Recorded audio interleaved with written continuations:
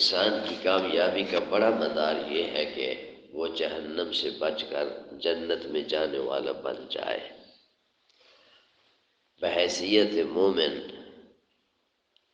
ہم یہ عزم کریں، اللہ اور اس کے رسول صلی اللہ علیہ وسلم کی ترغیبات کے مطابق ہمارا سب سے بڑا مقصد یہ ہونا چاہیے، اپنے بارے میں بھی، اپنی اولادوں، اپنے ماتحتوں کے بارے میں، اپنی خواتین اور قیامت تک آنے والی نسلوں کے بارے میں، کہ وہ جہنم سے بچ کر جنت میں جانے والے بن جائے۔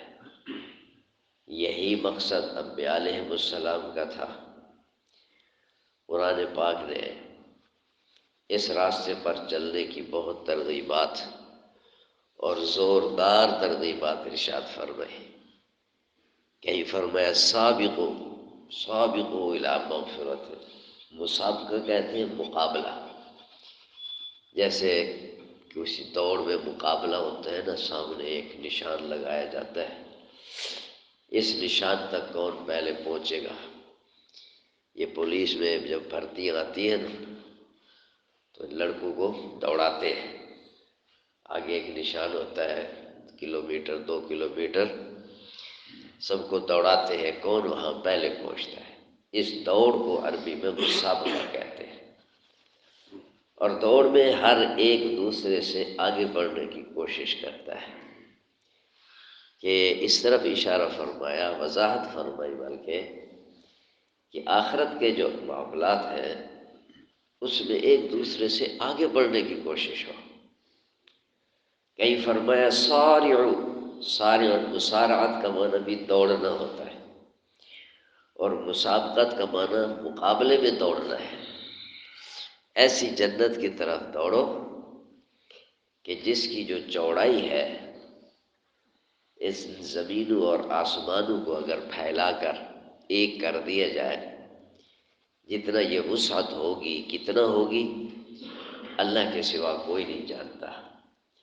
اتنا تو اس جنت کی چوڑائی ہے، اور اس جنت میں کیا کچھ ہوگا کہ اعدت للمتقین، اہل تقوی کے لیے جو کچھ تیار کر رکھا ہے، فلا تعلم نفس ما اخفی لہم من قرۃ اعین، ان کی آنکھوں کی ٹھنڈک کے لیے اللہ نے کیا کچھ چھپا رکھا ہے وہ کسی کے علم میں نہیں ہے۔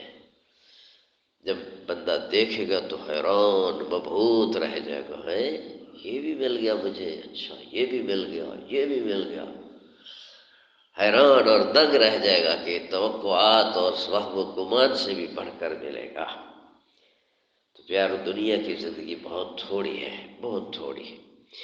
جب دنیا کمانے کا ذکر آیا تو فرمایا فمشوا فی مناکبہا، پھر تم زمین کے وسعتوں میں چلو۔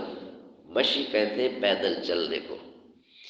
دنیا کمانے کے لیے پیدل چلنے کا ذکر ہے، اور آخرت کے لیے مسارعت دوڑنا، اور مسابقت مقابلے میں دوڑنا، سرپٹ مقابلے میں بندہ سرپٹ دوڑتا ہے، کئی دفعہ دوڑتے دوڑتے گر جاتے ہیں، گھٹنے چھل جاتے ہیں، یہ ہوتا ہے کہ نہیں، کہ اس طرح بندہ سرپٹ دوڑے کہ جان کی پرواہ بھی نہ کرے، جیسے اہل غزہ دوڑ رہے ہیں، امت کو دکھا رہے ہیں، جگا رہے ہیں کہ جنت اتنا آسان نہیں ہے۔ الف لام میم احسب الناس ان یترکوا ان یقولوا آمنا وهم لا یفتنون، لوگوں کا کیا خیال ہے کہ صرف اتنا کہہ دیں کہ ہم مسلمان ہیں، ہم ایمان لائے، اتنا کہنے سے بس کامیاب ہو جائیں گے، ان پہ آزمائشیں نہیں آئیں گی؟ ایسا نہیں ہوگا۔ اپنے کو اللہ کی خاطر مشقت میں، مجاہدے میں ڈالنا، یہ اللہ کو پسند ہے، اور اس کا اہم ترین موقع رمضان المبارک ہوتا ہے۔ مسارعت، مسابقت، نیکیوں میں ایک دوسرے سے آگے بڑھنے کا۔ روزہ تو برابر ہی ہے سب کے لیے، اس کی تو ٹائمنگ برابر ہے۔ باقی جو نفلی اعمال ہیں، ذکر ہے، تلاوت ہے، درود شریف ہے، اور جو دین کے شعبے ہیں، صدقہ خیرات ہے، اس میں تو بندہ ایک دوسرے کا مقابلہ کر سکتا ہے۔ حضرت شیخ الحدیث رحمۃ اللہ علیہ فرماتے ہیں کہ ہماری گھر کی خواتین میں رمضان میں مقابلہ ہوتا تھا، گھر کا کام کاج کر کے بھی 15-20 پارے روزانہ کی تلاوت آسانی سے کر لیتی تھی۔ اور حضرت شیخ الحدیث رحمۃ اللہ علیہ کا اپنا جو معمول تھا، روزانہ قرآن پاک کا ایک ختم کرتے تھے روزانہ، اور ایک ختم تو ویسے نفلوں میں کر لیتے روزانہ کی بنیاد پہ، تو مہینے کے 30 ختم تو یہ ہوتے، اور ایک ختم ان کا تراویح میں ہوتا تھا۔ 31 ختم رمضان میں ان کے ہو جاتے تھے۔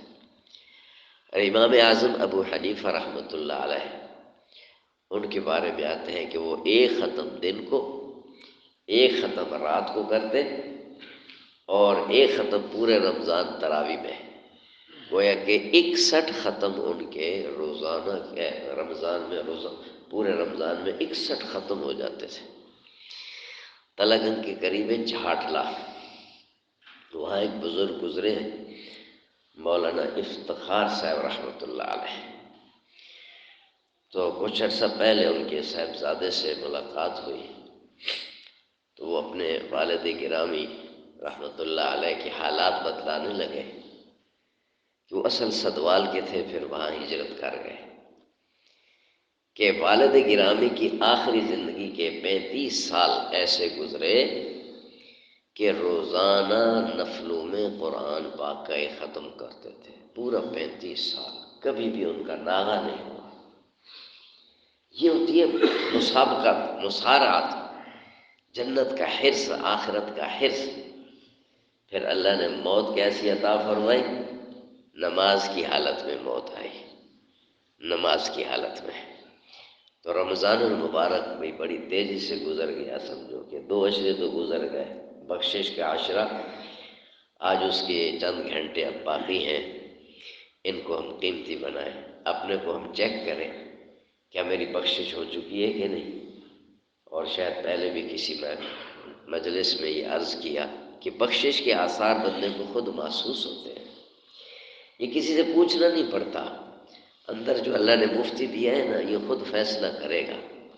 اگر آخرت کی رغبت بڑی ہے ان دنوں میں، دنیا کی رغبت کم ہوئی ہے، جنت کا شوق پیدا ہوا ہے، جہنم کا، موت کا کوئی خوف، عذاب قبر کا خوف دل میں آیا ہے، کچھ اندر کی کیفیات بدلی ہیں، تو پھر سمجھو بخشش ہو گئی ہے، یہ علامت ہے۔ دعائیں مانگنے کو اب دل کرتا ہے، اگر یہ تبدیلی آ چکی ہے کسی نہ کسی درجے، تو سمجھو بخشش ہو گئی ہے۔ اگر ایسا نہیں ہے، جیسے پہلے دن تھے آج بھی ویسے ہی ہے، تو پھر بھی بہت ہی پریشانی والی بات ہے، بہت ہی فکر کی بات ہے کہ ہم پھر غافل رہ گئے، پھر ہم خطرہ ہے کہ اس بد دعا کے مستحق نہ ہو جائیں، جس میں فرمایا کہ میری امت کا بد نصیب وہ ہے جس نے رمضان پایا اور اپنی بخشش نہیں کروا لی، میری امت کا بد نصیب وہ ہے جس نے اپنے والدین، بوڑھے والدین دونوں یا کسی ایک کو پایا اور ان کی خدمت کر کے جنت اپنی پکی نہیں کر لی، وہ بھی میری امت کا بد نصیب ہے۔ اور وہ بھی میری امت کا بد نصیب ہے جس کے سامنے میرا تذکرہ آئے اور مجھ پہ درود نہ بھیجے۔ تو اگر ہمارے کیفیات میں کوئی تبدیلی نہیں ہے، رغبت پیدا نہیں ہوئی آخرت کی، تو پھر خطرہ ہے کہ ہم اس بد دعا کے مستحق نہ ہو جائیں۔ اب بھی ایک عشرہ باقی ہے، اور آخری عشرہ پورے رمضان کا خلاصہ اور نچوڑ ہوتا ہے۔ اس میں سب سے بڑی نعمت تو شب قدر کا مل جانا ہے۔ آنے والی رات 21ویں شب بھی ہے، تو اس کی تلاش کی کوشش ہونی چاہیے۔ حضور اکرم صلی اللہ علیہ وسلم نے ہمیشہ کوشش فرمائی، حالانکہ آپ بخشے بخشائے ہیں، آپ کے گناہ نہیں ہیں، جنت کے والی ہیں، جنت کا اعلیٰ مقام آپ کے لیے الاٹ ہے، یہ سب کچھ طے ہے، اس کے باوجود آپ کو شب قدر کی تلاش کا اتنا حرص کہ 10 سال آپ اعتکاف فرماتے رہے، صحابہ کرام کو بھی بٹھاتے رہے، تو ہم سوچیں، ہمارا تو کوئی پتہ ہی نہیں ہے کون سا عمل قبول بھی ہوا ہے کہ نہیں، سوچیے ہمیں اس کی کتنا ضرورت ہوگی۔ ایک بھوکا پیاسا، ایک آدمی بھوکا پیاسا نہیں ہے، اس کے پاس سب کچھ ہے، پھر بھی وہ روزی کی تلاش میں ہے۔ تو جو بھوکا پیاسا جس کے پاس کچھ نہ ہو، اس کو پھر کتنی تلاش کرنی چاہیے؟ ہم تو بھی بھوکے پیاسے ہیں، اس لیے بھی عزم کیجئے، تہیہ کیجئے، اس دفعہ اعتکاف کے لیے اپنے کو فارغ کریں۔ اور بندہ فارغ ہونا نہیں ہے، چلو جی اس دفعہ تو مصروف ہوں، اگلی دفعہ۔ میں کئی دوستوں سے کہا کرتا ہوں کہ بھئی اپنے لیے ہم اس انتظار میں ہیں کہ ہمیں اپنی ذات کے لیے کوئی اور زندگی ملے گی تیاری کرنے کو۔ یہ جو زندگی ملی ہے یہ تو ہے ہماری دنیا کے لیے، دنیا کے لیے، گھر کے لیے، لوگوں کے کاموں کے لیے۔ لوگوں کے کاموں میں ہم سارا دن مشغول ہیں، آدھی رات تک بھی مشغول، رات کو بھی کام مل جائے تو ہم جانے کو تیار ہیں۔ اور اپنی ذات کے لیے ہم اپنے آپ کو ٹالتے رہتے ہیں، دائیں بائیں کرتے رہتے ہیں، اور موت آ جاتی ہے۔ تو اپنی ذات کے لیے بظاہر یہی لگتا ہے کہ ہم اس انتظار میں ہیں کہ ہمیں کوئی اور زندگی ملے گی، لیکن آج تک کسی اور کو ملی نہیں ہے۔ جب کسی اور کو نہیں ملے ہمیں ملے گی۔ تو پھر اعتکاف کے لیے اس سال کو ہی منتخب کر لیا جائے، ابھی سے عزم کر لیں، گھر میں مشورہ طے کر لیں، کام کچھ تھوڑا کر لیں، ختم کر لیں۔ 10 دن نہیں کریں گے تو کیا ہوگا؟ اللہ پاک روٹی روزی دیں گے۔ اللہ اکبر کبیرہ، آئندہ سال کا کچھ پتہ نہیں، نصیب ہوگا نہیں ہوگا۔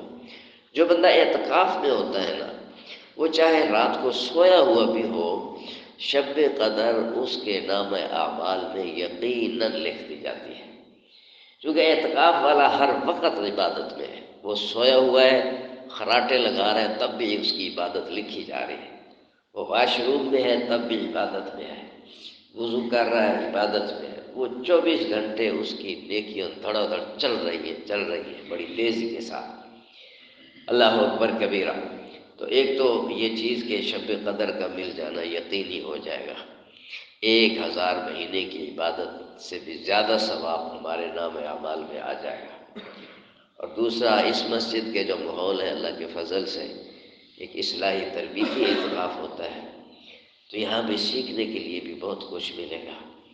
ہم نے حضور اللہ صلی اللہ علیہ وسلم کے مبارک دین کو سیکھنے کے لیے، اکثر لوگ وہ ہیں جنہوں نے زندگی میں کبھی بھی مستقل ٹائم نہیں نکالا ہوگا، علیحدہ ٹائم، مستقل زمان، سن شعور میں، بچپن میں جو مسجد میں جاتے تھے مولوی صاحب نے جیسا کیسا پڑھا دیا، جیسی کیسی نماز سکھا دی تھی، بس ساری زندگی اسی پہ چلتے ہیں۔ یا ایسے چلتے چلتے کوئی بات کان میں پڑ گئی، کوئی سوشل میڈیا پہ دیکھ لی، کوئی آدھی کبھی پوری، اور وہ بھی آدھی پونی ہوتی ہے، پوری تو سننا کم لوگوں کو نصیب ہوتا ہے۔ مستقل اس کو اہمیت دے کے، نبی کے دین کو اہمیت دے کے، اس کے لیے ٹائم نکالنا کہ میرے اندر کیا کوتاہیاں ہیں وہ دور ہو جائے۔ اور میں بدر ظاہر الاثم وباطنہ، ظاہری گناہ کیا ہیں، باطنی گناہ کیا ہیں، ان کا علم حاصل کرنا فرض ہے۔ ہمیں چند ظاہری گناہوں کا علم ہے، باطنی گناہوں کا علم ہی نہیں ہے۔ تو یہاں کے ماحول میں اس پر بھی باقاعدہ تعلیمات ہوں گی، اخلاقیات پر، حقوق و آداب پر، باطنی گناہ کیا ہے، اس کی اصلاح کیا ہے، ظاہر کیا ہے، باطن کیا ہے، یہ ساری تفصیلات، ذکر، درود شریف، دعائیں، ایک پورا ماحول اللہ کے فضل سے بنتا ہے۔ اس کو بھی غنیمت جانیں، عزم کریں، اپنے گھر میں معاملات درست طے کر کے آج ہی سے تیاری فرمائیں، اور عصر یہاں آ کے پڑھیں۔